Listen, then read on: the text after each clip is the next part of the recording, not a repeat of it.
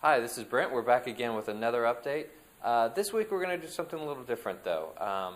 This week we're not going to do an update. We're going to talk to Lewis Todd, who was here both for the building of the current building we're in today and the building we're moving into, and just talk about some of the parallels between both building projects and what he's seen and how he's seen God's work.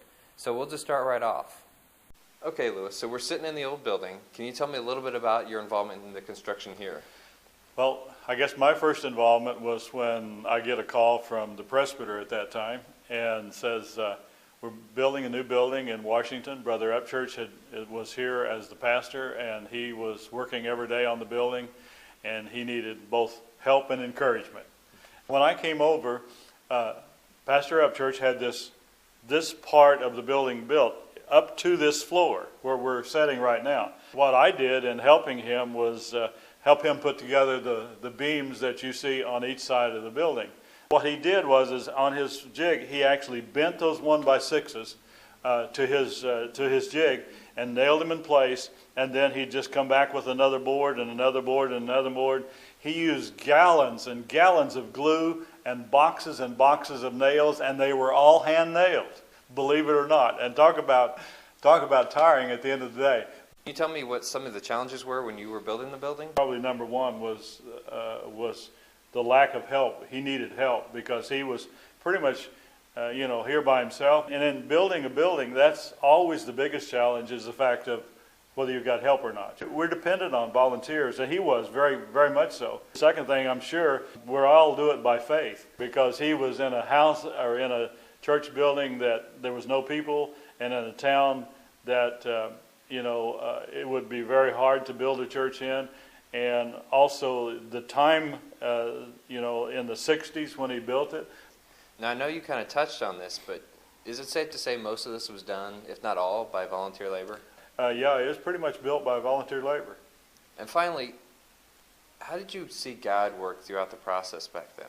Us in this building now is the result of God working then. Mm-hmm. For him as a person, the struggles that he went through in building the building, the struggles that he went through in financing it and putting it all together and so on, pretty much by himself, God had to be there. Mm-hmm. But by the fact that we see the results of it now, we see what God is doing now in this church and the growth that we've seen in this church, basically we can say God was working then when he was building this to bring it to where we're at today. Absolutely. All right, so here we are with Lewis, and we're in the new sanctuary, sitting pretty much in about the same spot as we did in the old sanctuary, right next to where the stage is going to be. So Lewis, same question. Tell us a little bit about your involvement in the construction of this church. For this building, my involvement started even before we bought it, because one of the things I did before we bought the building, I'd come out and drive around it. Mm-hmm. And pray, and pray for if this was where the building that the Lord wanted for us, that he would make it happen, and obviously he has. But my second part that I did then, I had a piece of software on my laptop I hadn't used in a number of years, but I said, I believe I could draw that. I drew up what I thought would be a decent plan for the church, and that's basically what we're using here. That was the second part. The third part is I'm really involved daily. Mm-hmm. I had a little struggle at the beginning with some back problems, but that's all the Lord has touched me, and now I'm here every day working on this building. What are some of the challenges you guys have already run into so far? Challenges were height of studs, length of them, also the size of the building, because you're talking about 25,000 square feet here, and to take and make it into a church, we have to divide it into rooms. It's going to be a challenge to finish it. Mm-hmm. With the money that we have. We are very dependent upon the Lord and upon the congregation for funds. We need help. We're not going to get this done just two of us working. It's going to take volunteers from the church on a constant basis to finish it up. Absolutely.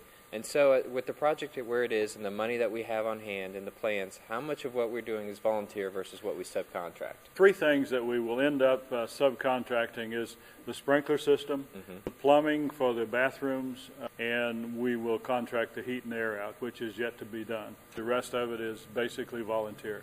Okay. And we've seen, one, God has blessed us with a building.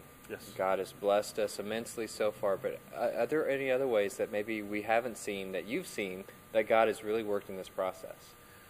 I think just the response from the community, we're going to see other churches involved in coming and helping us. We've had no one hurt. I mean, you got to think about how many pieces of metal we have cut, how many studs have went up. We already started on drywall. We have to say, nobody's been hurt, and I think that has to go to God. Everything has went together as the drawings were, as the architect gave them to us after he finished them. I'm just looking forward to getting in here and worshiping, all of us worshiping together here. Absolutely, absolutely. Well, thanks, Louis, for talking to us and telling us a little bit of your story. I want to take a minute to talk to all of you and just really encourage you to keep the building project in prayer, to pray about your giving, and also to think about volunteering. Yes. I've heard Tim say it numerous times. If you're breathing, he's got something you can do.